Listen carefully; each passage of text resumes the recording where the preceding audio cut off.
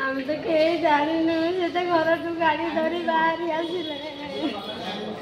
गोटे बाइक सहित एक मिनी अशोक लेलैंड गाड़ीर धक्का हेबारु घटनास्थल में बाइक चालकर मृत्यु होईछि।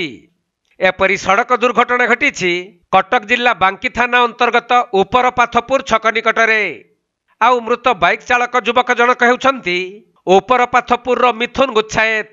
परे धक्का देइथिबा गाड़ीटी को कईमुंडी फांडी पुलिस जबत करिछि। सेपटे मृत युवक शवक व्यवच्छेद पई बांकी उपखंड चिकित्सालय को निया जाइछि।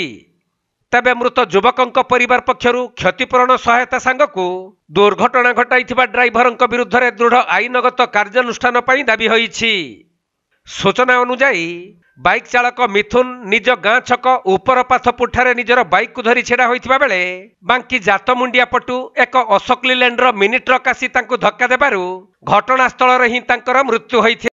सर भाई महाराज बाहर को खाते कि फेरिलु सरकार नुआ आईन कर फिगर पे नदेल राशन कार्ड कटिছে बोलिया ये योजना घर को फेरिलु घर फेरला मु घर थी तो मो भाई घर बड़ा पको ये गाड़ी एक्सीडेंट की चली आम कौन गाड़ी एक्सीडेंट है सर बापट आसला से गाड़ी आसला से अशोक लैंड टाटा सी गाड़ी से गाड़ी शोरूम गाड़ी जना पड़ी डाइक फाइक निजी जाने से गाड़ी बापटे नहीं बाड़ी फटो भी अच्छी गाड़ी फटो बाकी अच्छे कौन भाई भाई तो कौन चाहते सर आम क्षतिपूरण चाहूँ सर जी कम कर दंड दि जाऊ सर क्या दोषी की दंड दि जाऊ।